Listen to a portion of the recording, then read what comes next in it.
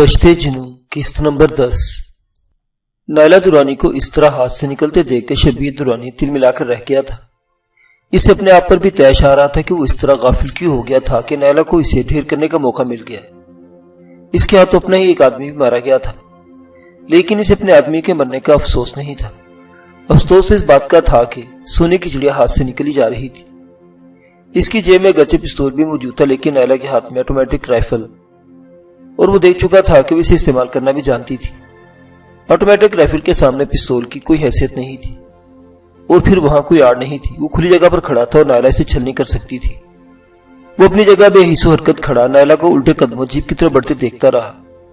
نائلہ نے رائفل اس طرح تان رکھی تھی کہ وہ اور اس کا محافظ اس کی زد میں تھے۔ شبیر درانی کی نظریں نائلہ پر مرکوز تھی۔ ایک مرتبہ اس نے آگے بڑھنے کی کوشش بھی کی تھی، مگر نائلہ نے گولیوں سے بھون دینے کی دھمکی دے کر اسے اپنی جگہ پر کھڑے رہنے پر مجبور کر دیا تھا۔ شبیر درانی موقع کی طاق میں تھا، اور پھر اسے موقع مل گیا۔ نائلہ نے کندھے پر لٹکی ہوئی دونوں رائفلیں جیپ کی پچھلی سیٹ پر پھینک دی، اور ڈرائیور سیٹ پر بیٹھ کر نائلہ نے اس سے چھینی ہوئی رائفل جیسے ہی ساتھ والے سیٹ پر رکھی۔ شبیر درانی نے بڑی پھرتی سے جیب سے پستول نکال کر نائلہ پر فائر کر دیا، لیکن ایک تو فاصلہ زیادہ تھا، پھر وہ فائر اجلت میں کیا گیا تھا۔ گولی نائلہ کو کوئی نقصان نہیں پہنچا سکی۔ جیپ بڑی تیزی سے گھوم کر ریت کا بادل اڑاتی ہوئی خیرگڑھ کی طرف دوڑنے لگی۔ شبیر درانی نے دوڑتے ہوئے ایک اور فائر کر دیا، مگر یہ گولی بھی نائلہ کا کچھ نہیں بگاڑ سکی۔ وہ چیختا ہوا سڑک کی طرف دوڑا، یہاں سوزوکی پک اپ کھڑی تھی۔ اس کا نہتا محافظ بھی اس کے ساتھ ہی تھا۔ شبیر درانی کے محافظ لال بخش نے پک اپ کا اسٹیئرنگ سنبھال لیا، جبکہ شبیر درانی ساتھ والی سیٹ پر بیٹھ گیا۔ لال بخش انجن سٹارٹ کرنے کی کوشش کر رہا تھا، لیکن ہر مرتبہ انجن گڑگڑا کر رہ جاتا، اور بالآخر چوتھی کوشش پر انجن سٹارٹ ہو گیا۔ یہ پک اپ خاصی پرانی تھی، انجن بھی دمے کا مریض ہی لگتا تھا جو بار بار کھانسنے لگتا۔ لال بخش بار بار گیئر بدل رہا تھا۔ رفتار بڑھاؤ، وہ حرامزادی نکلی جا رہی ہے۔ شبیر درانی بار بار چیخ کر رفتار بڑھانے کو کہہ رہا تھا۔ میں کیا کروں سرکار؟ لال بخش کے لہجے میں بے بسی تھی۔ اس کا انجن بھی صدیوں پرانا لگتا ہے، رفتار بڑھنے کا نام ہی نہیں لے رہی۔ اگر وہ ہاتھ سے نکل گئی تو بہت برا ہوگا۔ شبیر درانی دھاڑا۔ اس کی نظریں آگے جاتی ہوئی جیپ کی عقبی سرخ بتیوں پر مرکوز تھی۔ جیپ کی رفتار خاصی تیز تھی اور فاصلہ بڑھتا جا رہا تھا، اور پھر اچانک ہی جیپ نگاہوں سے اوجھل ہو گئی۔ اس کی عقبی سرخ بتیاں بھی دکھائی نہیں دے رہی تھی۔ سڑک پر کہیں کہیں موڑ بھی تھے اور درمیان میں ریت کے ٹیلے حائل تھے۔ شبیر درانی پہلے تو یہی سمجھتا رہا کہ جیپ ٹیلوں کی آڑ میں ہونے کی وجہ سے نظر نہیں آ رہی، لیکن پھر اسے یہ سمجھنے میں دیر نہیں لگی کہ نائلہ نے جیپ کی بتیاں بجھا دی تھی۔ بالآخر اس موڑ پر پہنچ گئے جہاں سے ایک سیدھی سڑک خیرگڑھ اور دوسری باغ و بہار کی طرف چلی گئی تھی۔ لال بخش نے شبیر درانی کی ہدایت پر اس سنگم پر پک اپ کو روک لی۔ تمہارے خیال میں وہ کس طرف گئی ہوگی؟ شبیر درانی نے پوچھا۔ وہ کسی بھی طرف جا سکتی ہے سرکار، لال بخش نے جواب دیا۔ اگر میں اس کی جگہ ہوتا تو خیرگڑھ کے بجائے یہاں سے باغ و بہار کا رخ کرتا۔ کسی محفوظ مقام تک پہنچنے کے لیے راستہ نہ صرف مختصر ہے بلکہ باغ و بہار سے خانپور کے لیے بس میں مل سکتی ہے، شبیر درانی نے کہا۔ تو پھر اس طرف چلے سرکار، لال بخش نے کہا۔ ہاں، پہلے پک اپ کا سامان لداؤ یا اتار کر نیچے پھینکو، اس کی وجہ سے رفتار خاصی تیز نہیں ہو رہی، شبیر درانی نے کہا۔ لال بخش نے انجن چلتا ہی چھوڑ دیا اور پیچھے آ کر پک اپ پر لدا اور فرنیچر اتار کر پھینکنے لگا۔ شبیر درانی بھی پیسنجر سیٹ سے اتر گیا اور سامان اتارنے میں لال بخش کی مدد کرنے لگا۔ اس دوران انجن خود بخود بند ہو گیا۔ لال بخش دیر تک انجن سٹارٹ کرنے کی کوشش کرتا رہا، مگر کامیابی نہیں ہوئی۔ شبیر درانی مسلسل گالیاں بک رہا تھا۔ اس نے بھی لال بخش کو ہٹا کر انجن سٹارٹ کرنے کی کوشش کی، مگر مایوسی کے سوا کچھ نہیں ملا۔ وہ اسٹیئرنگ کے سامنے سے ہٹ گیا۔ سٹارٹ کرو اسے، شبیر درانی چیختا ہوا نیچے اتر گیا۔ لال بخش ایک بار پھر کوشش کرنے لگا، مگر انجن سٹارٹ ہو کر نہیں دیا۔ دھکا لگا کر سٹارٹ کرنے کی کوشش کی جائے، لال بخش نے کہا۔ اسٹیئرنگ سنبھالو، میں دھکا لگاتا ہوں، شبیر درانی بولا۔ وہ اس قدر غصے میں تھا کہ وہ یہ بھول گیا کہ وہ آقا ہو کر دھکا لگا رہا ہے اور ادنا نوکر ڈرائیونگ سیٹ پر بیٹھا ہے۔ یہ اس کی خوش قسمتی تھی کہ سڑک ڈھلانی تھی۔ تقریباً 25-30 گز دور دھکا لگنے سے انجن سٹارٹ ہو گیا۔ شبیر درانی اتنی ہی دیر میں بری طرح ہانپ گیا تھا۔ وہ پک اپ کی پیسنجر سیٹ پر بیٹھا اپنے پھولے ہوئے سانس پر قابو پانے کی کوشش کر رہا تھا۔ اتفاق کی بات تھی کہ اس مرتبہ انجن نے کوئی گڑبڑ نہیں کی اور پک اپ کی رفتار بھی خاصی تیز ہو گئی۔ شبیر درانی پک اپ کی رفتار سے بھی زیادہ تیز رفتاری سے گالیاں بک رہا تھا۔ ریتلا علاقہ ختم ہو گیا تھا اور اب سڑک کے دونوں طرف کھیت تھے۔ وہ 2 بستیاں سے گزر چکے تھے۔ تیسری بستی کے قریب سے گزرتے ہوئے بستی کی مسجد سے اذان کی آواز سنائی دی۔ یہی وہ گاؤں تھا جہاں اس وقت نائلہ موجود تھی۔ اسی گاؤں میں شبیر درانی کے مزاروں کے بھی کئی گھر تھے۔ پہلے سے خیال آیا کہ گاؤں میں رک کر معلوم کرے، ممکن ہے نائلہ اپنے کسی مزارے کے گھر میں پناہ گزین ہو گئی ہو، لیکن پھر یہ خیال اس نے ذہن سے جھٹک دیا۔ نائلہ اتنی احمق نہیں تھی، اسے فرار کا موقع حاصل تھا تو ایک چھوٹی سی بستی میں رکنے کی حماقت کیوں کرنے لگی؟ کچھ ہی دیر بعد وہ باغ و بہار کی بیرونی چنگی پر پہنچ گئے۔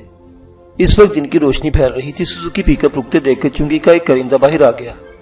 وہ شبیر درانی کو اچھی طرح جانتا تھا۔ یہاں سے میری جیپ تو نہیں گزری؟ شبیر درانی نے پوچھا۔ نہیں سرکار، رات کو آپ خود ہی جیپ پر اس طرف گئے تھے، اس کے بعد تو جیپ واپس نہیں آئی، چنگی کے کرندے نے جواب دیا۔ سبزل کہاں ہے؟ شبیر درانی نے پوچھا۔ گھر میں سویا ہوا ہے سرکار۔ اگر میری جیپ آئے تو اسے روک لینا، مگر ہوشیار، اس میں ایک لڑکی ہے اور اس کے پاس رائفل بھی ہے، شبیر درانی نے کہا۔ لال بخش کو آگے بڑھنے کا اشارہ کیا۔ سبزل کے گھر چلو۔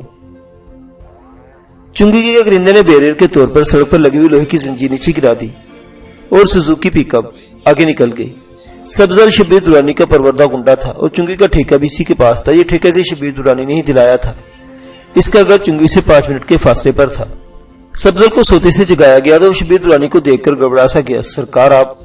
ہاں، شبیر درانی نے سوزوکی سے اترتے ہوئے کہا۔ اپنی رائفل لے کر لال بخش کے ساتھ چلے جاؤ، میری ماموزاد میری جیپ لے کر بھاگ گئی ہے، اس طرف جتنی بھی بستیاں ہیں سب میں جا کر معلوم کرو کہاں ہے وہ۔ میں 12 بجے تک یہیں رہوں گا تمہارے گھر میں، اس کے بعد رحیم یار خان چلا جاؤں گا، نیلا کو تلاش کر کے وہیں لے آنا۔ اگر تم لوگ اسے تلاش کرنے میں کامیاب نہیں ہو سکے تو اپنا انجام بھی سوچ لینا۔ میں ابھی جاتا ہوں سرکار، سبزل نے جواب دیا۔ اس نے اندر آ کر بیٹھک میں شبیر درانی کے بستر لگوا دیا اور ٹھیک 5 منٹ بعد وہ لال بخش کے ساتھ سوزوکی میں سوار تھا اور سوزوکی کا رخ اسی طرف تھا جس طرف سے آئی تھی۔ سوزوکی پک اپ چنگی نالے سے تقریباً 1 میل آگے نکل گئی تھی کہ سامنے سے ایک ریڑا آتا دکھائی دیا۔ لال بخش نے پک اپ سڑک کے وسط میں روک لی اور سبزل کو اشارہ کیا۔ سبزل نیچے اتر گیا، رائفل اس کے کندھے سے لٹکی ہوئی تھی۔ اس نے ہاتھ کے اشارے سے ریڑے کو روک لیا۔ عبدالصمد درانی کے مزار اصغر علی کا ریڑا تھا، ریڑے پر کوئی لحاف پھوڑے لیٹا ہوا تھا۔ سبزل اصغر علی کو پہچانتا تھا کہ یہ کون ہے، لیکن ان میں تعلقات نہیں تھے۔ سبزل اسے مختلف سوال کرتا رہا۔ لحاف میں کسی عورت کے کراہنے اور بولنے کی آوازیں سنائی دے رہی تھی، آواز سے لگتا تھا کہ وہ عورت شدید تکلیف میں مبتلا ہے۔ سبزل نے لحاف کا کونا پکڑ کر کھینچ دیا جس پر عورت سے برا بھلا کوئی کہا تھا۔ عورت کا پھولا ہوا پیٹ دیکھ کر سبزل نے لحاف دوبارہ عورت کے اوپر ڈال دے اسے جانے کی اجازت دے دی اور خود پک اپ میں بیٹھ گیا۔ پک اپ آگے روانہ ہو گئی۔ پک اپ تیزی سے دوڑ رہی تھی۔ لال بخش کو حیرت بھی ہو رہی تھی کہ رات کو اس پک اپ نے اسے پریشان کر ڈالا تھا اور تیز رفتاری سے دوڑ رہی تھی۔ سورج نکل رہا تھا، نرم دھوپ بہت بھلی لگ رہی تھی۔ تقریباً 1.5 گھنٹے کے سفر کے بعد لال بخش نے پک اپ روک لی اور سڑک کے کنارے کچی زمین پر ٹائروں کے نشان دیکھنے لگا۔ وہ اسی طرف آئی ہے، آگے جانا بیکار ہے، وہ سیدھا ہوتے ہوئے بولا۔ یہ بات تم شاید ٹائروں کے نشان دیکھ کر کہہ رہے ہو، لیکن یہ ضروری تو نہیں کہ میں بہت عرصہ سے شبیر درانی کی جیپ چلا رہا ہوں، ٹائروں کے نشان کو اچھی طرح پہچانتا ہوں اور یہ نشان تازہ بھی ہیں۔ وہ باغو پہاڑ بھی نہیں پہنچی، جس کا مطلب ہے وہ راستے میں کسی بستی میں چھپی ہوگی۔ چلو بیٹھو گاڑی میں۔ لال بخش نے اسٹیئرنگ کے سامنے بیٹھ گیا۔ پورب سبزل کے بیٹھتے اس نے سوزوکی سٹارٹ کر کے اسے تیزی سے گھما دیا۔ پہلی بستی والوں کو نیلا درانی کے بارے میں کچھ علم نہیں، تو دوسرے گاؤں سے بھی کوئی امید کی اطلاع نہیں ملی۔ آگے صرف ایک گاؤں رہ گیا تو اسی گاؤں میں شبیر درانی کے مزارے بھی آباد تھے اور اس کے ماموں عبدالصمد درانی کے بھی۔ لال بخش کو یقین ہو چکا کہ نائلہ درانی اسی گاؤں میں اپنے کسی مزارے کے گھر میں چھپی ہوئی ہوگی۔ بستی کے قریب پہنچ کر دفتن اس نے پک اپ روک لی۔ بائیں طرف سڑک کے ساتھ نائلہ کے باپ کی زمین تھی۔ سڑک کے بالکل کنارے والے کھیت میں ایک جگہ پودے دبے ہوئے نظر آئے۔ لال بخش پک اپ سے اتر گئے۔ اسے کھیت کے کنارے جیپ کے ٹائروں کے نشان بھی نظر آ گئے۔ اس کے ہونٹوں پر مسکراہٹ آ گئی۔ ٹائروں کے نشان کھیت کے اندر دور تک چلے گئے تھے، پودے کچلے ہوئے تھے۔ سبزل بھی پک اپ سے اتر آیا تھا۔ وہ دونوں کھیت میں دوڑنے لگے۔ کچھ دور کھیتوں میں کچھ کسان کام کر رہے تھے۔ ان دونوں کو دیکھ کر کسانوں کو حیرت بھی ہوئی تھی۔ وہ دونوں بالآخر جیپ تک پہنچ گئے۔ لال بخش نے سب سے پہلے رائفلیں تلاش کرنے کی کوشش کی، مگر رائفلیں جیپ میں نہیں تھی۔ وہ اسٹیئرنگ کے سامنے بیٹھ کر انجن سٹارٹ کرنے کی کوشش کرنے لگا۔ جلدی سے اندازہ ہو گیا کہ جیپ میں پیٹرول نہیں تھا۔ اس دوران میں 2-3 کسان ان کے قریب آ گئے۔ کیا ہوا لال بخش؟ ایک بوڑھے کسان نے پوچھا۔ شبیر درانی کی یہ جیپ صبح سے یہاں کھڑی ہے، خراب ہو گئی ہے کیا؟ تم لوگوں میں سے کسی نے نائلہ درانی کو دیکھا ہے؟ لال بخش نے جواب دینے کے بجائے الٹا انہیں سے سوال کر دیا۔ نائلہ درانی؟ بوڑھے نے حیرت سے کہا۔ ہم نے عبدالصمد کی بیٹی کا نام تو سن رکھا، لیکن وہ یہاں کبھی نہیں آئی۔ شبیر درانی کے آدمی پرسوں بھی اسے تلاش کرتے ہوئے اس طرف آئے تھے۔ سبزل، لال بخش نے سبزل کو مخاطب کیا، بستی میں جو عبدالصمد درانی کے جتنے بھی مزار ان کے گھروں کی تلاشی لو، اور تم لوگ سن لو۔ وہ کسانوں کی طرف متوجہ ہو گیا۔ اگر تم میں سے کسی کو معلوم ہے کہ نائلہ درانی کس گھر میں چھپی ہے تو بتا دو، میں وعدہ کرتا ہوں کسی کو کچھ نہیں کہوں گا، لیکن اگر تلاشی کے دوران نائلہ جس گھر سے برآمد ہوئی اس گھر کو آگ لگا دی جائے گی۔ میں سچ کہہ رہا ہوں، نائلہ کو کسی نے نہیں دیکھا، اسی بوڑھے نے جواب دیا۔ صبح سویرے جب میں یہاں آیا تو شبیر درانی کی یہ جیپ یہاں کھڑی تھی۔ چلو سبزل، لال بخش نے اشارہ کیا اور دونوں سڑک پار کر کے بستی کی طرف چل پڑے۔ کچھ بچے اور 3-4 عورتیں بستی کے پہلے گھر کے قریب درختوں کے نیچے جمع ہو گئی تھی۔ بقائن کے ان درختوں کی چھاؤں بہت گھنی تھی۔ زمین کی لپائی کر کے ایک بہت بڑا چبوترا سا بنا لیا گیا تھا۔ گرمیوں کے موسم میں عام طور پر دوپہر کے وقت گاؤں کی بوڑھی عورتیں بچے اور بوڑھے وقت گزارنے کے لیے یہاں بیٹھ جایا کرتے تھے۔ اس وقت تو وہ عورتیں اور بچے ان دونوں کو دیکھ کر یہاں جمع ہوئے تھے۔ انہیں اپنے طرف آتے دیکھ کر عورتیں اپنے اپنے گھروں میں چلے گئے اور بچے وہیں کھڑے رہے۔ اس دوران مسجد کا بوڑھا مولوی گلی میں آتا ہوا نظر آیا۔ کیا بات ہے لال بخش؟ مولوی نے پوچھا۔ شبیر درانی کی جیپ کھیتوں میں کیوں کھڑی ہے؟ ہمیں نیلا درانی کی تلاش ہے، وہ جیپ چرا کر بھاگی تھی۔ یہ جیپ کی موجودگی ثابت کرتی ہے کہ وہ بستی کے کسی گھر میں چھپی ہوئی ہے۔ اگر کسی نے اسے اپنے گھر میں چھپایا ہے یا کسی اور طرف فرار ہونے میں مدد دی ہے تو اس کے گھر کو آگ لگا دی جائے گی۔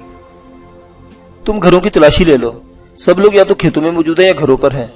ہاں، اصغر علی فجر کی اذان کے وقت ریڑے پر گیا تھا۔ میرا خیال اپنے گھر والی کو باغ و بہار کے ہسپتال لے کر گیا ہے، اس کا بچہ ہونے والا ہے۔ میں نے اذان کے بعد اسے جاتے ہوئے دیکھا تھا، میرا خیال ابھی تک واپس نہیں آیا۔ مولوی نے کہا، وہ تھا تو اس گاؤں کی مسجد کا امام، لیکن اسے وظیفہ حسینہ بیگم سے ملتا تھا، عبدالصمد درانی کی مزاروں سے اس کی ویسے ہی نہیں بنتی تھی، اس لیے اس نے بڑے اطمینان سے کہہ دیا تھا کہ وہ لوگ گھروں کی تلاشی لے لیں۔ صبح سویرے باغ و بہار کی طرف جاتے ہوئے اسے ہم نے بھی دیکھا تھا۔ اور آپ جھوٹ بول رہے ہیں مولوی جی، ایک بچے نے لال بخش کی بات کاٹ کر مولوی کی طرف متوجہ ہوتے ہوئے کہا۔ بشیرہ چاچی تو گھر میں ہے، میں صبح لسی لینے ان کے گھر گیا تو خود دیکھا تھا، اس کے کوئی بچہ نہیں ہوا۔ کیا کہہ رہے ہو؟ لال بخش اچھل پڑا۔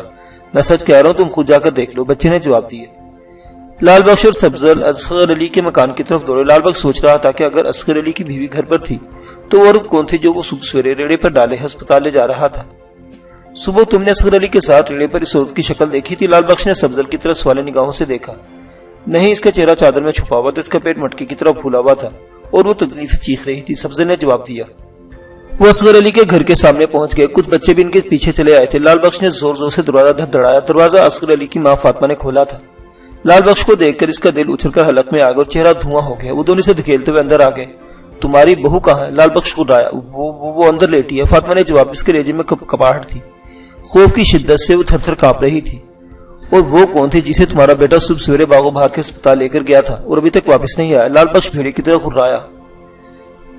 فاطمہ خاموش کھڑی تھر تھر کانپ رہی تھی۔ جواب نہ پا کر لال بخش اس پر تھپڑوں اور لاتوں کی بارش کر دی۔ اس دوران سبزل اصغر علی کی بیوی کو گھسیٹتا ہوا کمرے سے باہر لے آیا۔ اس کی بھی پٹائی ہو رہی تھی، جس کی چیخیں آسمان کی خبر لا رہی تھی۔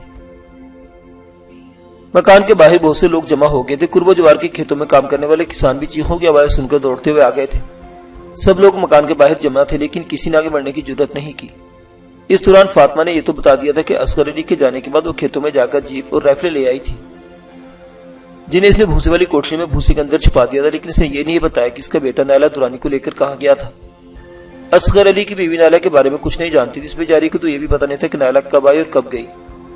لال بخش نے فاطمہ کی نشاندہی پر بھوسے میں چھپائی گئی رائفلیں نکال لی اور ایک رائفل سے ہوا میں برس چلا دیا۔ پھر وہ فاطمہ اس کی بہو کو گھسیٹتے ہوئے کمرے میں لے گئے۔ تشدد سے فاطمہ کی بہو بے ہوش ہو گئی۔ انہیں ایک کمرے میں بند کر کے لال بخش نے باہر سے کنڈی لگا دی۔ آگ لگا دو، زندہ جلا دو ان حرام زادیوں کو، لال بخش چیخا۔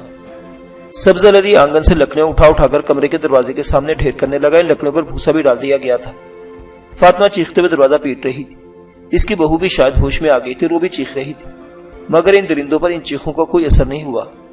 لال بخش نے جیب سے ماچس نکال کر لکڑی کو ڈھیر کو آگ لگا دی۔ لکڑیاں خشک تھی، فوراً ہی آگ بھڑک اٹھی۔ دیکھتے ہی دیکھتے شعلوں نے مکان کو لپیٹ میں لے لیا۔ فاطمہ اور اس کی بہو کی چیخیں گونجتی رہی۔ ان چیخوں سے آسمان کانپ گیا، دھرتی تھرا اٹھی، مگر ان درندوں پر کوئی اثر نہیں ہوا۔ اسی دوران اصغر علی پہنچ گیا۔ نیلا نے اسے 500 روپے دیے تھے، وہ کچھ چیزیں خریدنے کے لیے قصبے میں ہی رک گیا تھا۔ آگ کے شعلے دیکھ کر روڑے سے کودا اور گھر کی طرف دوڑنے لگا۔ اسے سمجھنے میں دیر نہیں لگی کہ یہ شعلے اس کے گھر سے اٹھ رہے ہیں۔ وہ جیسے ہی گلی میں داخل ہو، کچھ لوگوں نے اسے پکڑ لیا، مگر اصغر علی اپنے آپ کو چھڑا کر گھر کی طرف دوڑا۔ آؤ شیر دل جوان، سبزلے سے دیکھ کر بولا، ہم تمہارا ہی انتظار کر رہے تھے، بتاؤ اس سگی کو کہاں چھوڑائے ہو؟ یہ کیا کیا تم لوگوں نے؟ تم انسان نہیں درندے، اصغر علی چیخا۔ یہ تو تمہیں اس وقت سوچنا چاہیے تھا جب نیلا تمہارے گھر میں داخل ہوئی تو تم جانتے تھے کہ شبیر درانی کی اس کی تلاش ہے۔ اگر تم نیلا کو شبیر کے حوالے کرتے تو تمہیں دولت سے مالا مال کر دیا جاتا اور تمہیں یہ سب کچھ نہ دیکھنا پڑتا۔ اپنی ماں و بیوی کی چیخیں سن لو، یہ ان کی آخری چیخیں ہیں۔ اصغر علی جلتے ہوئے کمرے کی طرف دوڑا۔ ان دونوں نے لپک کر اسے پکڑے اور گھسیٹتے ہوئے باہر لے آئے۔ گلی میں جمع لوگ ادھر ادھر منتشر ہو گئے۔ اگر کسی نے آگ پر پانی ڈالنے کی کوشش کی تو اسے بھی زندہ جلا دیا جائے گا۔ لال بخش لوگوں کی طرف دیکھتے ہوئے دھاڑا۔ وہ اصغر علی کو گھسیٹتے ہوئے درختوں کے نیچے لے، کچھ دیر بعد ویسے ہی پٹائی کرتے رہے، پھر اسے ایک درخت سے الٹا لٹکا دیا۔ بتاؤ نائلہ کو کہاں چھوڑ کر آئے ہو؟ لال بخش نے اس کے سر پر زوردار ٹھوکر مارتے ہوئے دھاڑا۔ مجھے نہیں پتا وہ کہاں گئی، اصغر علی نے جواب دیا۔ بتاؤ تم نے اسے کہاں چھوڑا تھا؟ لال بخش نے رائفل کا بٹ اس کی پسلیوں پر مارا، شاید کوئی پسلی ٹوٹ گئی تھی۔ اصغر علی کے منہ سے خون نکلا۔ دور کھڑے ہوئے لوگ شیطانی کھیل دیکھ رہے تھے، مگر کوئی آگے آنے کی جرات نہ کر سکا۔ گاؤں کی بہت سی عورتیں خوف سے چیخ پکار کر رہی تھی، سینہ کو بھی کر رہی تھی۔ ان کی نظر کے سامنے فاطمہ اور اس کی بہو کو زندہ جلا دیا گیا تھا اور کوئی کچھ نہیں کر سکا تھا، اور اب اصغر علی کو سربریت کا نشانہ بنایا جا رہا تھا۔ بتاؤ اسے تم نے کہاں چھوڑا تھا؟ اس مرتبہ سبزل نے اس کی کھوپڑی پر ٹھوکر ماری۔ خان پور کی بس۔ اصغر علی کے منہ سے الفاظ بڑی مشکل سے نکلے تھے۔ سبزل نے لال بخش کی طرف دیکھا، لال بخش نے آنکھ سے اشارہ کیا اور سبزل نے رائفل کو اصغر علی کی طرف کر کے ٹرائگر دبا دیا۔ اصغر علی کا سینہ چھلنی ہو گیا۔ لال بخش اور سبزل سڑک کی طرف دوڑے۔ اصغر علی کی لاش درخت سے الٹی لٹکی جھولتی رہی اور خون کی دھاریں آس پاس کی زمین کو سرخ کرتی رہی۔ سبزل اور لال بخش باغوں باہر پہنچ گئے اور شبیر درانی کو رپورٹ پیش کر دی۔ بہت ٹھیک کیا تم لوگوں نے، شبیر درانی بولا۔ نائلہ کا بندوبست بھی کر لیں گے، تم دونوں میرے ساتھ رحیم یار خان چلو۔ انہوں نے پیٹرول پمپ سے سوزوکی پک اپ میں پیٹرول بھروایا اور اسی وقت رحیم یار خان روانہ ہو گئے۔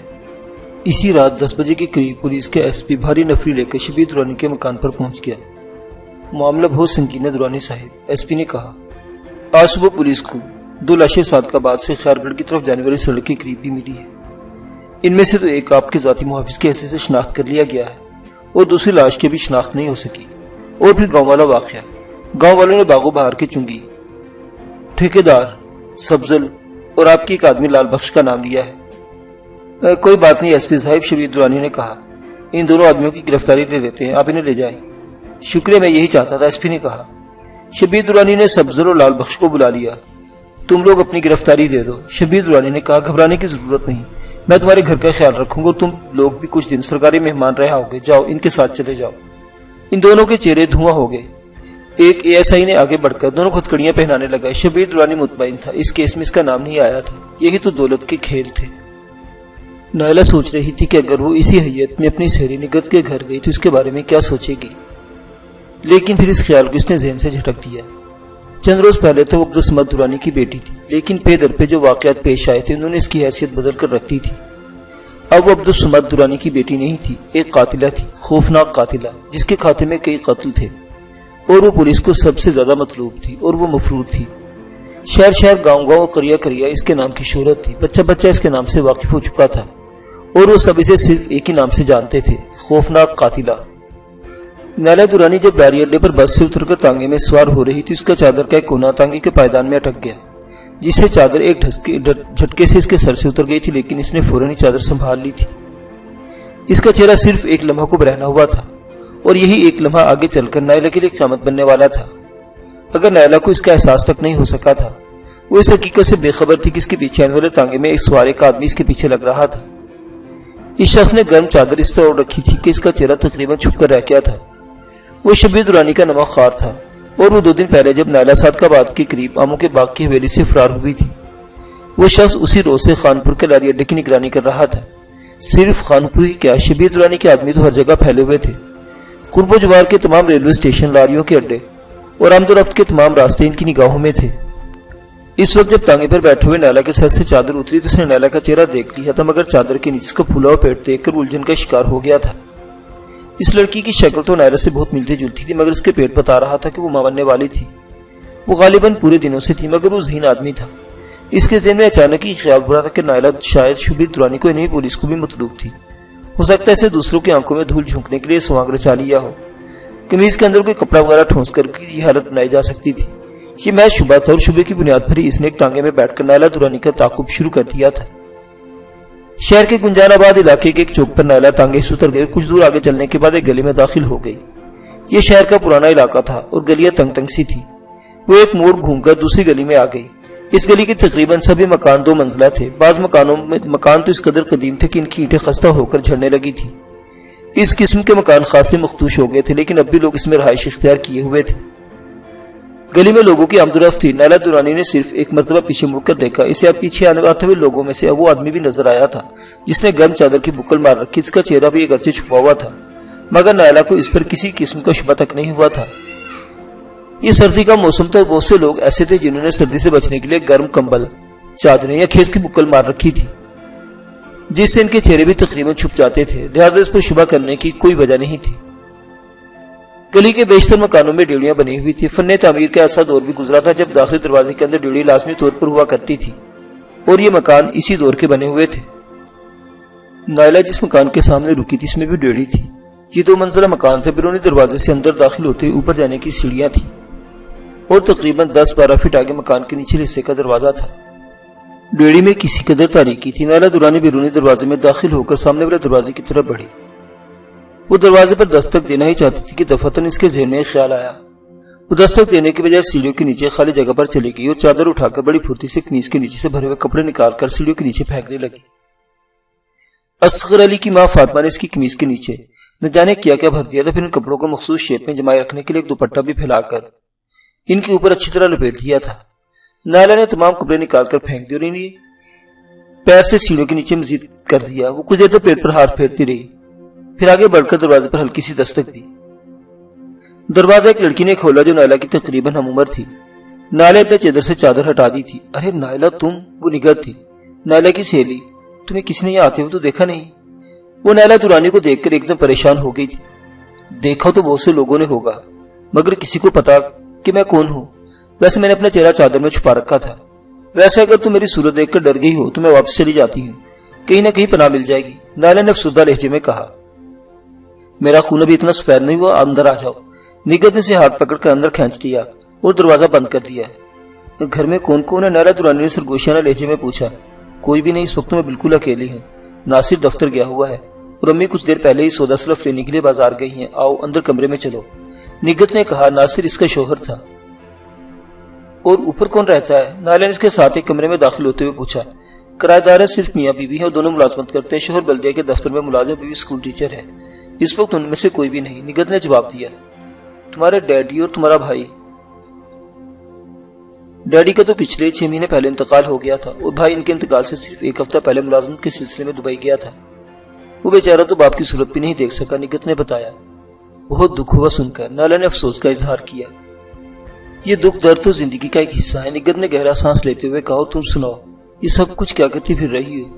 میں تو تمہیں بہت شریف اور نیک پروین سمجھتی تھی، مگر تم تو بہت خونخوار نکلی، قتل پہ قتل کرتی چلی جا رہی اور پکڑائی بھی نہیں دیتی، حالانکہ پورے ضلع کی پولیس تمہاری تلاش میں ہے۔ یہ لمبی کہانی ہے، نائلہ نے گہرا سانس لیتے ہوئے جواب دیا۔ یہ لمبی کہانی بعد میں سنوں گی، پہلے یہ بتاؤ کچھ کھایا پیا یا نہیں؟ نگہت نے کہا۔ کل رات کو کھانا کھایا تھا، لیکن رات سے اب تک اس قدر اذیتناک مرحلوں سے گزری ہوں کہ بھوک و پیاس کا احساس تک مٹ گیا ہے۔ نائلہ نے جواب دیا۔ گزشتہ رات صادقہ بعد میں سلطانہ کے گھر سے روانگی سے اب تک کے واقعات بتانے لگی۔ میں پہلے تمہارے لیے کھانے کو کچھ لے کے آیا ہوں، نگہت کہتی ہوئی اٹھ کر کچن میں چلی گئی۔ نائلہ کرسی پر بیٹھے بیٹھے اونگنے لگی۔ نگہت تقریباً 15 منٹ بعد ٹرے اٹھائی اندر آئی، جس میں 2 کپ چائے اور فرائی انڈا، ڈبل روٹی اور سلائس اور مکھن وغیرہ تھا۔ ٹرے میز پر رکھ کر اس نے نائلہ کو جگانے کے اس کے کندھے پر ہاتھ رکھا تو نائلہ اچھل پڑی۔ پھر نگہت کو دیکھ کر اس کے ہونٹوں پر افسردہ سی مسکراہٹ آ گئی۔ بہت تھک گئی، نیند آ رہی ہے، دماغ جیسے پھٹا جا رہا ہے، ناشتہ کر کے سو جاؤ، نیند پوری ہو گئی تو تھکن بھی اتر جائے گی اور ذہن کو بھی سکون ملے گا، نگہت نے کہا۔ اس کے لہجے میں بے پناہ ہمدردی تھی۔ نائلہ کے منہ سے بے اختیار گہرا سانس نکل گیا تھا۔ اسے اپنے خون کے پیاسے ہو رہے تھے اور غیر اپنی زندگی خطرے میں ڈال کر اسے سینے سے لگانے کو تیار تھے۔ ناشتہ کرنے کے فوراً بعد نائلہ نگہت کے پلنگ پر لیٹ کر سو گئی۔ آنکھ کھلی تو شام کے 6 بج رہے تھے، وہ تقریباً پورا دن سوئی رہی، لیکن اس کے باوجود دماغ پر بوجھل سا ہو رہا تھا۔ وہ بے سود سی بستر پر لیٹی رہی، پھر نگہت کو کمرے میں داخل ہوتے دیکھ کر اٹھ گئی۔ تم تو خوب سوئی، نگہت اس کے قریب آتے ہوئے بولی۔ امی نے تو کئی مرتبہ کہا کہ تمہیں جگا دوں، لیکن میں واقعی بے ہوشی کی نہیں سوئی ہوئی تھی۔ تمہارے شوہر آ گئے کیا؟ نائلہ نے پوچھا۔ ہاں کچھ دیر پہلے آئے، نگہت بولی۔ اٹھ کر منہ ہاتھ دھو لو، چاہو تو نہا لو، تمہارے لیے ایک اہم خبر ہے، بعد میں بتاؤں گی۔ نائلہ درانی نے پہلے اس سے خبر کے بارے میں جاننا چاہا، مگر نگہت ٹال گئی کہ چائے پر باتیں ہوں گی۔ نائلہ اٹھ کر نگہت کے ساتھ کمرے میں آ گئی۔ نگہت نے اسے باتھ روم دکھایا۔ باتھ روم میں داخل ہو کر نائلہ نے دروازہ بند کیا اور نہانے کے لیے کپڑے اتارنے لگی۔ کپڑے اتارتے ہوئے گریبان میں اڑتے ہوئے نوٹ نیچے گر گئے۔ ان نوٹوں کو تو وہ بھول ہی گئی تھی۔ اس نے نوٹ اٹھا کر دیوار میں لگے ہوئے چھوٹے سے شیل پر رکھتے اور نہانے لگی۔ نہانے کے بعد اس نے نوٹ اٹھا کر دوبارہ گریبان میں ٹھونس لی اور تولے سے بال جھاڑتی ہوئی جیسے ہی باتھ روم سے باہر نکلی، نگہت کے شوہر ناصر سے آمنا سامنا ہو گیا۔ ناصر کو اس نے پہلی مرتبہ دیکھا تھا اور نائلہ کو پہلی نظر میں ناصر پسند نہیں آیا تھا۔ نائلہ نے اسلام کیا تو وہ جواب دینے کی وجہ اس کے سینے کو گھورتا رہا۔ نائلہ نے تولیا سینے پر ڈال لیا اور نگہت کی طرف دیکھ کر مسکرا دی جو کمرے سے نکل رہی تھی۔ ناصر اپنی بیوی کی طرف دیکھ کر دوسری طرف مڑ گیا۔ تقریباً 15 منٹ بعد سب اکٹھے بیٹھے چائے پی رہے تھے۔ نائلہ نے محسوس کیا کہ ناصر بار بار کنکھیوں سے اس کی طرف دیکھ رہا تھا۔ اس کی نظروں میں میل تو نائلہ نے پہلی مرتبہ آمنا سامنا ہوتے ہی محسوس کر لیا تھا، اور اب نائلہ کا تجزیہ یہ تھا کہ ناصر کوئی اچھا آدمی نہیں تھا۔ ناصر کے بارے میں نائلہ درانی کا اندازہ بالکل درست تھا۔ وہ ایک بدچلن اور لالچی آدمی تھا، اسے جوئے کی عادت تھی، آدھی رات اور بعض اوقات رات بھر گھر سے باہر رہتا تھا۔ وہ ایک سرکاری محکمے میں سٹور کیپر تھا، ساری تنخواہ جوئے میں ہار جاتا۔ وہ دفتری معاملات میں بھی گڑبڑ کر چکا تھا، تقریباً 1 سال پہلے وہ پکڑا گیا تھا۔ وہ تقریباً 1.5 لاکھ روپے کا سرکاری سامان خود برد کر چکا تھا۔ اگر نگت کا باپ بیچ میں نہ آتا تو ناصر آج جیل میں ہوتا۔ نگت کے باپ نے نہ صرف محکمہ کا نقصان پورا کر دیا بلکہ کچھ اور دے دلا کر اسے ملازمت پر بھی بحال کرا دیا تھا۔ ناصر گھر داماد تھا۔ نگت کے باپ کے انتقال کے بعد وہ اسی کوشش میں تھا کہ یہ مکان اپنے نام کروا لے۔ یہ مکان در حقیقت نگت کی والدہ کی ملکیت تھا۔ خانپور شہر سے تقریباً 30 میل دور گڑی اختیار خان کی طرف تھوڑی سی زمین بھی تھی جو بٹائی پر رکھی تھی، وہاں سے تھوڑا بہت حصہ مل جاتا تھا۔ وہ اہم خبر تمہیں ابھی تک نہیں بتائی، نگت، نائلہ نے پوچھا۔ نگت نے پہلے ماں اور پھر شوہر کی طرف دیکھا، پھر نائلہ کی طرف دیکھنے لگی۔ وہ خبر تمہارے لیے بہت اہم ہے اور بری بھی، وہ بولی۔ تم نے باغ و بہار سے چند میل دور گاؤں میں اصغر علی نامی جس شخص کے گھر میں پناہ لی تھی۔ شبیر درانی کے آدمی نے اصغر علی کے مکان کو آگ لگا دی، اس کی ماں اور بیوی کو زندہ جلا دیا اور اصغر علی کو ایک درخت سے الٹا لٹکا کر گولیوں سے چھلنی کر دیا۔ ان سب کا جرم صرف یہ تھا کہ انہوں نے تمہیں پناہ دی تھی اور اصغر علی نے فرار میں تمہاری مدد کی تھی۔ یہ منظر اس گاؤں کے 20 لوگوں نے دیکھا تھا۔ یہ خبر دوپہر 1 بجے تک لگ بھگ پورے خانپور میں پھیل گئی تھی۔ او خدایا! نائلہ درانی نے دونوں ہاتھوں سے سر تھام لیا، اس کے دماغ میں دھماکے سے ہو رہے تھے۔ وہ انسان نہیں، واقعی درندے ہیں۔ ان حالات میں تمہیں یہاں رکھنا مناسب نہیں، نگت کہہ رہی تھی، لیکن تم ہمیں بے یار و مددگار چھوڑ بھی نہیں سکتے، لہذا یہ فیصلہ کیا گیا کہ تمہیں گھڑی اختیار خان کی طرف گاؤں میں بھیج دیا جائے۔ امی نے اپنی زمین شوکت علی نامی زمیندار کو دے رکھی ہے۔ وہ بہت شریف آدمی ہے، لیکن امی کا رشتہ کا بھائی بھی اس گاؤں میں رہتا ہے، رحیم نام ہے اس کا۔ تمہاری عمر کی ایک بیٹی بھی ہے اس کی، تمہیں رحیم خان کے گھر رہنا ہوگا۔ حالات بتا رہے ہیں کہ میں واقعی بہت سبز قدم واقع ہوئی ہوں، جہاں جاتی ہوں وہاں تباہی اور بربادی نازل ہونے لگتی ہے۔ میں نہیں چاہتی کہ میری وجہ سے مزید بے گناہ لوگ مارے جائیں، اس لیے بالکل نہیں۔ نگت نے اس کی بات کاٹ دی۔ وہ شیطان شبیر درانی محض تمہیں حاصل کرنے کے لیے خونریزی کر رہا ہے۔ کیا تم اپنے آپ کو اس کے حوالے کر دو گی؟ اور کیا اس طرح تمام بے گناہوں کا خون رائے گا نہیں جائے گا؟ اس شیطان کو قانون کی گرفت میں آنا ہوگا، ایک ایک جرم کا حساب دینا ہوگا، اور تم ہی واحد ہستی ہو جس کی گھنونی سازشوں کو بے نقاب کر سکتی ہو۔ حوصلہ مت ہارو نائلہ، چائے پی کر تم تیار ہو جاؤ، میں تمہارے ساتھ جائیں گی۔ تمہیں گاؤں چھوڑ کر صبح سویرے واپس آ جائیں گے، اس طرح کسی کو پتہ بھی نہیں چلے گا کہ تم کہاں ہو۔ ٹھیک ہے، نائلہ نے بے اختیار سانس گہرا لیا۔ میں کہیں بھی چلی جاؤں میرا پیچھا نہیں چھوڑے گا، تمہاری باتوں سے میرا حوصلہ بڑا ہے۔ اسے واقعی ایک ایک جرم کا حساب دینا ہوگا۔ تو ٹھیک ہے، شام کا اندھیرا پھیل چکا، میں بالکل تیار ہے، چائے پیتے ہی نکل جاؤ، نگت نے کہا۔ نائلہ کا اب چائے پینے کو دل بھی نہیں چاہ رہا تھا۔ اصغر اور اس کے گھر والوں کے بارے میں سن کر اسے واقعی بہت دکھ ہوا تھا۔ وہ گھڑی اختیار خان سے کسی اور طرف بھی نکل سکتی تھی، اس طرح لاہور پہنچ کر حکومت کے کسی اعلیٰ حاکم یا کسی وزیر یا کم کسی بھی اہم شخص تک رسائی حاصل کر سکتی تھی۔ وہ نگت کے ساتھ اس کے کمرے میں آ گئی اور ڈریسنگ ٹیبل سے برش اٹھا کر بال سنوارنے لگی۔ آدھے گھنٹے بعد جب وہ نگت کی ماں کے ساتھ چادر میں لپٹ کر گھر سے نکل رہی تو نائلہ نے محسوس کیا تھا کہ ناصر عجیب سی نظروں سے اس کی طرف دیکھ رہا تھا۔ وہ گاؤں گڑی اختیار خان سے پہلے ہی تھا۔ رات 10 بجے سڑک سے بس پر اترے۔ حالانکہ خانپور سے یہاں تک کا فاصلہ زیادہ نہیں، زیادہ سے زیادہ 40 منٹ میں طے ہو جاتا تھا، لیکن راستے میں نہر کے پل پر بس خراب ہو گئی جسے ٹھیک کرنے میں تقریباً 1 گھنٹہ لگ گیا تھا۔ گاؤں سے سڑک تقریباً 2 میل کے فاصلے پر تھی۔ غروب آفتاب سے پہلے یہاں سٹاپ پر تانگے وغیرہ مل جایا کرتے تھے، لیکن رات 10 بجے تو کسی سواری کا سوال ہی پیدا نہیں ہوتا تھا۔ بس سے اترتے ہی نائلہ درانی اور نگت کی ماں کھیتوں میں گاؤں کی طرف جانے والے کچے رستے پر چل پڑی۔ رات کی تاریکی ہر طرف ہوکا عالم اور کھیتوں میں اشراط الارض کی آوازیں دل پر دہشت سی طاری کر رہی تھی، مگر وہ دونوں بے خوف و خطر تیز قدم اٹھاتی ہوئی واپس چلتی رہیں۔ راستے میں کئی جگہ کیچڑ بھی تھا، مگر تاریکی میں کچھ نظر نہیں آ رہا تھا۔ ایک مرتبہ تو نائلہ کیچڑ میں پھنس بھی گئی تھی۔ رحیم کا مکان گاؤں سے باہری تقریباً 100 گز کے فاصلے پر واقع تھا۔ مکان کے چاروں طرف درختوں کی سوکھی شاخوں اور خاردار جھاڑیوں کی لمبی چوڑی باڑ لگی ہوئی تھی۔ اس باڑ کے اندر گھاس پھوس کا ایک بہت بڑا شیڈ بنا ہوا تھا جس کے نیچے مویشی بندھے ہوئے تھے۔ یہ دونوں جیسے ہی باڑ کے قریب پہنچی، 2 کتے بھونکتے ان کی طرف لپکے۔ نائلہ کتوں کو دیکھ کر ڈر گئی۔ نگت کی ماں نے کتے کا نام لے کر ڈانٹنا شروع کر دیا۔ نارو، کیوں بھونک رہے ہو؟ پہچانتے نہیں کون آیا ہے؟ کتوں نے بھونکنا بند کر دیا۔ انہوں نے نگت کی ماں کی آواز پہچان لی تھی، جس سے نائلہ کو یہ سمجھنے میں دیر نہیں لگی کہ وہ اکثر یہاں آتی رہتی ہے۔ کتوں کے بھونکنے کی آواز سن کر ایک آدمی مکان سے نکل آیا تھا۔ اس کے ہاتھ میں ڈبل بیرل بندوق تھی۔ کون ہے بھائی؟ کون ہو تم؟ وہیں رک جاؤ، ایک بھاری آواز گونجی۔ میں ہوں رحیم بھائی، نگت کی ماں نے جواب دیا۔ مریم آپا، تم خیریت؟ رحیم آگے آ گیا، اس نے باڑ میں لگی ہوئی لکڑی کا عارضی گیٹ کھول دیا۔ یہ گیٹ بھی درختوں کی شاخوں وغیرہ کو جوڑ کر بنایا گیا تھا۔ اور یہ تمہارے ساتھ کون ہے؟ نگت ہے کیا؟ نہیں، اندر چل کر بتاتی ہوں، مریم نے جواب دیا۔ ان کی آوازیں سن کر رحیم کی بیوی اور بیٹی بھی جاگ گئی تھی۔ گاؤں کی زندگی بھی عجیب ہوتی ہے۔ دن بھر کے تھکے ہارے کسان شام کو جب کھیتوں سے گھر لوٹتے ہیں تو یہی دل چاہتا ہے کہ بستر پر لیٹتے رہیں۔ کوئی اور دلچسپی تو ہوتی نہیں۔ 9 بجے تک گاؤں میں سناٹا سا چھا جاتا ہے اور اس وقت تو 10:30 سے اوپر کا وقت ہو رہا تھا۔ یہ لڑکی کون ہے اور اس وقت یہاں آنے کا کیا مطلب ہے؟ ضرور کوئی گڑبڑ ہوگی۔ رحیم نے مریم کی طرف دیکھتے ہوئے کہا۔ خیریت ہی تو نہیں ہے، مریم نے گہرا سانس لیتے ہوئے جواب دیا اور پھر نیلا کے بارے میں بتانے لگی۔ نیلا درانی کی داستانیں تو ہر گاؤں پہنچ چکی تھی۔ رحیم اور اس کے گھر والے ہی نہیں، گاؤں کے سبھی لوگ جانتے تھے۔ کوئی بات نہیں بیٹی، رحیم نے نیلا درانی کی طرف دیکھتے ہوئے کہا۔ زندگی میں اونچ نیچ تو ہوتی ہی رہتی ہے۔ میں تمہارے باپ سے کبھی ملا تو نہیں، لیکن سنا بہت کچھ ہے۔ وہ بہت نیک آدمی تھے، ریاست کا ہر شخص انہیں عزت کی نگاہ سے دیکھتا تھا۔ تمہارے رشتہ داروں نے اس وقت تمہاری زندگی گرچہ عذاب بنا رکھی ہے، لیکن ڈرنے کی کوئی ضرورت نہیں۔ چودھری شوکت علی بھی بڑے اثر و رسوخ والا ہے، شبیر درانی سے تو ویسے بھی اس کی نہیں بنتی۔ شبیر درانی اس طرف آنے کی ہمت نہیں کر سکتا۔ میں صبح چودھری سے بات کروں گا۔ تم رابعہ کے ساتھ جا کر اس کے کمرے میں سو جاؤ، رابعہ سے اپنے کمرے میں لے جاؤ اور اس کے لیے بستر بچھا دو۔ رحیم نے آخری الفاظ اپنی بیٹی رابعہ سے مخاطب ہو کر کہے تھے۔ آؤ نیلا بہن، رابعہ کہتے ہوئے اٹھ گئی۔ وہ نیلا ہی کی تقریباً ہم عمر تھی، دبلی پتلی بڑی پیاری سی لڑکی تھی۔ اس نے میٹرک کا امتحان پاس کر رکھا تھا اور اب گھر کے چولہا چکی میں پھنس کر رہ گئی تھی۔ رابعہ نے پہلے آنگن میں آ کر نیلا کے کیچڑ آلود پاؤں دھلائے، پھر کمرے میں لے آئی۔ کمرے میں 2 چارپائیاں تھی، بستر دونوں پر بچھے ہوئے تھے، لیکن لحاف ایک ہی چارپائی پر پڑا ہوا تھا۔ ان کے آنے سے پہلے رابعہ اسی بستر پر لحاف میں دبکی سو رہی تھی۔ اس چارپائی کے قریب ایک سال خوردہ سی میز پر 2-3 پرانے ناول پڑے ہوئے تھے۔ لالٹن کی روشنی میں سب سے اوپر والے ناول کے ٹائٹل پر چشمہ لکھا ہوا تھا۔ A.R. خاتون کا یہ ناول نیلا نے بھی پڑھا تھا۔ A.R. خاتون کو برسوں پہلے لکھے ہوئے ناول خواتین میں آج بھی بڑے ذوق و شوق سے پڑھے جاتے تھے۔ بستر تو بچھا ہوا ہے، لحاف پیٹی میں سے نکالنا پڑے گا۔ میرے ساتھ پیٹی کے اوپر والا یہ ٹرنک اتروا دو، رائبہ نے کہا۔ پیٹی میں سے لحاف نکالنے کی کیا ضرورت ہے؟ کیا یہ ایک ہی لحاف ہم دونوں کے لیے کافی نہیں ہوگا؟ نیلا نے کہا۔ چلو ٹھیک ہے تو پھر آ جاؤ، سردی ہو رہی ہے، رابعہ نے جواب دے۔ دونوں ایک ہی لحاف میں گھس گئے۔ کچھ دیر تک وہ باتیں کرتی رہی۔ نیلا رابعہ سے اس کے بارے میں پوچھتی رہی۔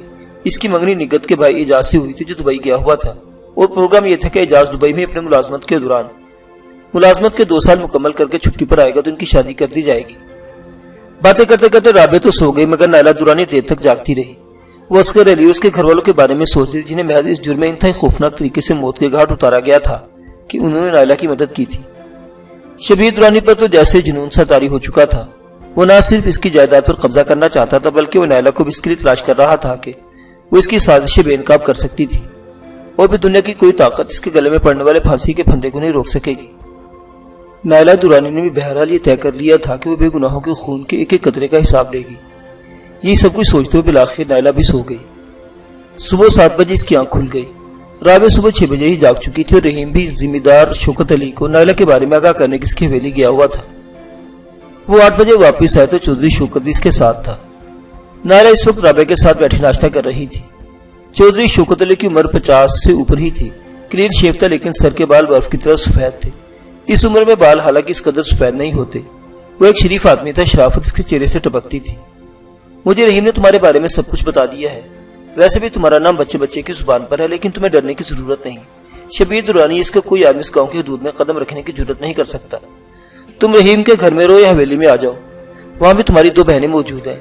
تم پورے گاؤں میں آزادی سے گھوم پھر سکتی ہو۔ تمہارے دل میں کوئی خوف نہیں ہونا چاہیے، لیکن احتیاط کا دامن بھی نہیں چھوڑنا چاہیے۔ تم یہاں کسی کو اپنا نام نیلا درانی نہیں بتاؤ گی۔ چند روز کے اپنا نام سلمہ رکھ لو۔ چند روز یہاں رہو، آرام کرو، اس کے بعد میں اوپر کسی اعلیٰ شخص سے رابطہ قائم کرنے کی کوشش کروں گا، چودھری شوکت نے کہا۔ یہ میری خوش قسمتی ہے کہ میں یہاں پہنچ گئی ہوں۔ آپ رائے صاحب سے رابطہ کیجیے، وہ اسمبلی کے ممبر ہیں، اسمبلی تک پہنچانے والے بھی میرے ڈیڈی ہی تھے۔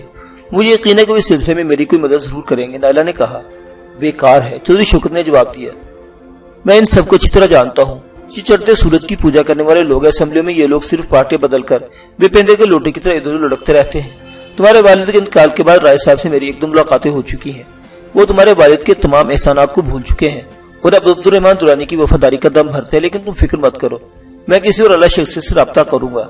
پریشان ہونے کی ضرورت نہیں، اللہ بہتر کرے گا۔ اور ہاں، ناشتہ کر کے تم دونوں حویلی آ جاؤ۔ اور رابعہ بیٹی، شکیلا کو تم سے شکایت ہے، تم 2 دن سے اس سے ملنے نہیں گئی۔ وہ بھی تو نہیں آئی چاچا جی، رابعہ نے جواب دیا۔ تمہاری شکایت بھی بجائے، چودھری شوکت علی نے کہتے ہوئے اٹھ گیا۔ بہرحال ناشتے کے بعد تم دونوں آ جاؤ، شام تک وہی رہنا۔ جی اچھا، رابعہ نے جواب دیا۔ چودھری شوکت چلا گیا۔ اس کے تقریباً 1 گھنٹے بعد نیلا اور رابعہ بھی حویلی پہنچ گئی۔ رابعہ نے نیلا کا تعارف اپنی کزن سلمہ کے نام سے کرایا تھا۔ شوکت علی گھر پر نہیں تھا، وہ زمینوں پر جا چکا تھا۔ اس کی 2 بیٹے تھی، شکیلا اور عقیلہ۔ شکیلا بڑی تھی اور عقیلہ اس سے 2 سال چھوٹی۔ ان کی والدہ کا انتقال ہو چکا تھا۔ یہ دونوں بہنیں بھی میٹرک کر چکی تھی اور اب خانپور کے گرلز کالج میں داخلے کے بارے میں سوچ رہی تھی۔ وہ دونوں نائلہ سے مل کر بہت خوش ہوئی۔ وہ خوش شکل، خوش اخلاق اور ملنسار لڑکیاں تھیں۔ پورا دن حویلی میں گزر گیا جب سے نائلہ زخمی حالت میں سلطان زیدہ اسپتال سے فرار ہوئی، جس کے بعد یہ آج پہلا دن تھا جو نائلہ نے ہنسی خوشی گزارا تھا، اور ایک لمحہ کو بھی اس کے ذہن میں شبیر درانی یا پولیس کا خیال تک نہیں آیا تھا۔ لیکن رات کے کھانے کے بعد رابعہ کے گھر آتے ہی اس کا ذہن ایک بار پھر الجھ گیا۔ شبیر درانی ایک بار پھر موت بن کر اس کے ذہن پر مسلط ہو گیا۔ یہ شبیر ہی تھا جس نے اسے گھر سے بے گھر کیا تھا اور وہ مجرموں کی طرح چھپتی پھر رہی تھی۔ رابعہ سو چکی تھی، اس کے ہلکے ہلکے خراٹے کمرے کی فضا میں گونج رہے تھے۔ نائلہ کو اندازہ نہیں تھا کہ اس وقت کیا بجا ہے، لیکن رات آدھی سے زیادہ بیت چکی تھی اور ہر طرف پھوکا عالم طاری تھا۔ کسی طرف سے کوئی آواز سنائی نہیں دے رہی۔ حیرت کی بات تھی کہ کوئی کتا بھی نہیں بھونک رہا تھا۔ کتے بھی شاید سردی سے بچنے کے لیے کہ دبکے سو رہے تھے۔ دفتن ایک کتے کے بھونکنے کی آواز سن کر نائلہ درانی چونک گئی۔ رات کے وقت کتا عام طور پر کسی کو دیکھ کر ہی بھونکتا ہے، لیکن کتا ایک مرتبہ بھونکنے کے بعد خاموش ہو گیا اور پھر دفتن باہر قدموں کی آواز سنائی دی۔ نائلہ اٹھ کر بیٹھ کے اس نے رابعہ کو بھی جھنجھوڑ کر جگا دیا۔ کیا بات ہے؟ رابعہ نے خمار آلود لہجے میں پوچھا۔ باہر کوئی ہے، نائلہ نے سرگوشی کی۔ ابا ہوگا، رابعہ نے جواب دیا۔ حقے کی آگ جلانے کے لیے کمرے سے نکلا ہوگا، وہ اکثر آدھی رات کو اٹھ کر حقہ گڑگڑانے لگتا ہے۔ نہیں، نائلہ نے پھر سرگوشی کی، وہ تمہارا ابا نہیں ہو سکتا، کئی آدمیوں کے قدموں کی آوازیں ہیں۔ رابعہ بستر سے نکل کر دروازے کے قریب پہنچ گئی اور باہر کی آوازیں سننے کی کوشش کرنے لگی۔ دوسرے لمحے وہ پلٹ کر واپس آ گئی۔ لالٹن کی مدھم روشنی میں اس کے چہرے پر خوف کے سائے رقص کرتے ہوئے صاف نظر آ رہے تھے۔ اسی لمحے دروازہ دھڑدھڑایا گیا، اس کے ساتھ یہ خوفناک آواز سنائی دی، رحیمو دروازہ کھولو ورنہ ہم اسے توڑ دیں گے۔ رابعہ کے منہ سے خوف کی ہلکی سی چیخ نکل گئی۔ وہ دوڑ کر نائلہ سے لپٹ گئی۔ رابعہ تو اس آواز کو شاید پہچان نہ سکی، مگر نائلہ نے اس آواز میں جو جھلک محسوس کی تھی اس نے آواز کے مالک کو پہچان لیا تھا۔ ساتھ والے کمرے کا دروازہ بھی دھڑدھڑایا جا رہا تھا۔ رابعہ اندر سے دونوں کمروں کو ملانے والے دروازے کی طرف دوڑی۔ ابا باہر کا دروازہ مت کھولا، باہر ڈاکو ہوں، رابعہ نے دروازہ کھٹکھٹاتے ہوئے کہا۔ رحیم نے دوسری طرف سے کنڈا گرا کر دروازہ کھول دیا۔ نائلہ اور رابعہ اسی کمرے میں آ گئی۔ اس وقت باہر سے ایک بار پھر گجدار آواز میں کہا گیا، رحیم دروازہ کھول دو، میں آخری مرتبہ کہہ رہا ہوں، اگر تم نے 30 سیکنڈ میں دروازہ نہیں کھولا تو اسے توڑ دیا جائے گا، اس کے بعد تمہارا جو حشر ہوگا تم سوچ نہیں سکتے۔ اس کے ساتھ ہی باہر سے باتوں کی آوازیں سنائی دینے لگی۔ کوئی آدمی اپنے ساتھی کو ہدایت دے رہا تھا، دروازہ کھول دو رحیم چاچا۔ نائلہ نے رحیم کی طرف دیکھتے ہوئے کہا۔ رحیم نے آگے بڑھ کر دروازہ کھول دیا۔ دو آدمی دروازہ کھولتے اندر گھس آئے۔ ان دونوں کے ہاتھوں میں آٹومیٹک رائفلیں تھی۔ ان میں سے ایک آدمی رحیم کی طرف بڑھا، مگر نائلہ درانی پھرتی اس کے بیچ میں آ گئی۔ کسی پر ہاتھ اٹھانے کی ضرورت نہیں، وہ چیخ کر بولی، اوپر ڈھاٹا بنا ہونے کے باوجود میں نے تمہیں پہچان لیا ہے، شبیر کے کتے۔ پہلے تم میرے باپ کے ٹکڑوں پر پلا کرتے تھے اور اب شبیر درانی کے پیر چاٹتے پھر رہے ہو۔ تم لوگوں نے جتنے بے گناہوں کا خون کیا ہے، تم ان کے خون کا ایک ایک قطرے کا حساب دینا ہوگا، لیکن اس جگہ میں تم لوگوں کو خوریزی کی اجازت نہیں دے سکتی۔ تم لوگوں کو میری تلاش تھی، میں تمہارے ساتھ چلنے کو تیار ہوں۔ رحیم وغیرہ حیرت سے نائلہ درانی کی طرف دیکھنے لگے۔ ٹھیک اسی وقت ایک اور آدمی کمرے میں داخل ہوا، نگہت کا شوہر ناصر تھا۔ اسے دیکھ کر نہ صرف نائلہ بلکہ رحیم داد وغیرہ بھی چونک گئے۔ نائلہ درانی کو یہ سمجھنے میں دیر نہیں لگی کہ شبیر درانی کے آدمی کو یہاں لانے والا ناصر ہی تھا۔ نائلہ کو رحیم کے گھر پہنچانے کا منصوبہ نگہت کے گھر میں بنا تھا اور وہاں نگہت اور اس کی ماں ناصر کے سوا کوئی نہیں تھا۔ نگہت کی ماں خود اسے یہاں چھوڑ کر گئی تھی۔ نگہت کے گھر سے نکلنے اور گاؤں تک پہنچنے تک ناصر نے اس بات کا خیال رکھا تھا کہ کوئی شخص ان کا تعاقب تو نہیں کر رہا، لیکن ان کا تعاقب نہیں ہوا تھا۔ نگہت اور اس کی ماں کے علاوہ ناصر وہ واحد آدمی تھا جسے نائلہ کی یہاں موجودگی کا علم تھا، اور نائلہ کو صوفی سے یقین تھا کہ ان لوگوں کو یہاں لانے والا وہی تھا۔ مگر نائلہ کو حیرت تھی کہ وہ جاگ رہی تھی۔ اس نے کسی گاڑی وغیرہ کی آواز نہیں سنی تھی، حالانکہ رات کے سناٹے میں کسی گاڑی کے انجن کی آواز تو دور تک سنائی دیتی تھی، اور پھر کتا بھی صرف ایک ہی مرتبہ بھونک کر رہ گیا تھا۔ نائلہ درانی کو یاد آ گیا کل رات جب وہ نگہت کی ماں کے ساتھ یہاں آئی تھی تو کتوں نے بھونک کر ان کا استقبال کیا تھا، مگر مریم کے ڈانٹنے پر کتے خاموش ہو گئے تھے۔ انہوں نے مریم کی آواز پہچان لی، اس کا مطلب ہے ناصر بھی اکثر یہاں آتا رہتا ہوگا۔ اس نے بھونکنے والے کتے کو پچکار کر خاموش کر دیا تھا۔ اگر تم ہمارے ساتھ چلنے کو تیار ہو تو میں کسی پر ہاتھ اٹھانے کی ضرورت نہیں نائلہ بی بی۔ اس شخص نے جواب دیا، اب چلو، ہمارے پاس زیادہ وقت نہیں ہے۔ 1 منٹ رک جاؤ، میں چپل پہن لوں اور چادر اوڑھ لوں۔ نائلہ کہتی ہوئی دوسرے کمرے میں آ گئی۔ شبیر درانی کا گن مین بھی رائفل تانے اس کے پیچھے ہی آیا تھا۔ نائلہ نے چپل پہنے اور خالی چارپے پر پڑی ہوئی چادر اٹھا کر اوڑھنے لگی۔ جب وہ واپس آئے تو رحیم چاچا ناصر سے کہہ رہا تھا، میں یہ تو جانتا تھا کہ تم جواری، شرابی اور لالچی ہو، مگر یہ تو میں سوچ بھی نہیں سکتا تھا کہ تم چند ٹکوں کے لالچ میں کسی کی زندگی بھی داؤ پر لگا دو گے۔ چند ٹکے؟ ناصر نے کہکا لگایا۔ شبیر درانی نے مجھے 25,000 روپے دیے ہیں، پورے 25,000۔ یہ دیکھو۔ اس نے کوٹ کی جیب سے نوٹوں کے بنڈل نکال کر دکھائے۔ تم بہت گھٹیا آدمی ہو، مریم بہن نے تم سے اپنی بیٹی کی شادی کر کے زندگی کی سب سے بڑی بھول کی تھی، رحیم نے کہا۔ جواب میں ناصر نے ایک بار پھر کہکا لگایا، ایسے سنہری موقع تو بار بار نہیں آیا کرتے رحیمو چاچا، مجھے ایک موقع ملا تھا اور میں نے اس سے فائدہ اٹھایا۔ اگر میں شبیر درانی سے 50,000 بھی مانگتا تو دینے کو تیار ہو جاتا، مگر میں نے مانگے ہی 25,000 تھے۔ نائلہ نے رحیم چاچا، رابعہ اور اس کی ماں کو خدا حافظ کہا اور ان لوگوں کے ساتھ کمرے سے نکل گئی۔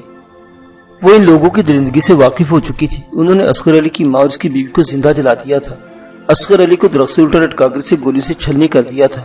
اس سے پہلے بھی یہ درندے کئی بے گناہ انسانوں کو موت کے گھاٹ اتار چکے تھے، اور نائلہ نہیں چاہتی تھی کہ اس کی وجہ سے رابعہ اور اس کے گھر والے بھی ان کی سربریت کا شکار ہوں، اس لیے اس نے اپنے آپ کو سرنڈر کر دیا تھا۔ لیکن اس نے تہیہ کر رکھا تھا کہ یہاں سے نکلنے کے بعد شبیر درانی کے قبضے میں نہیں رہے گی اور اس کا مقصد پورا نہیں ہونے دے گی۔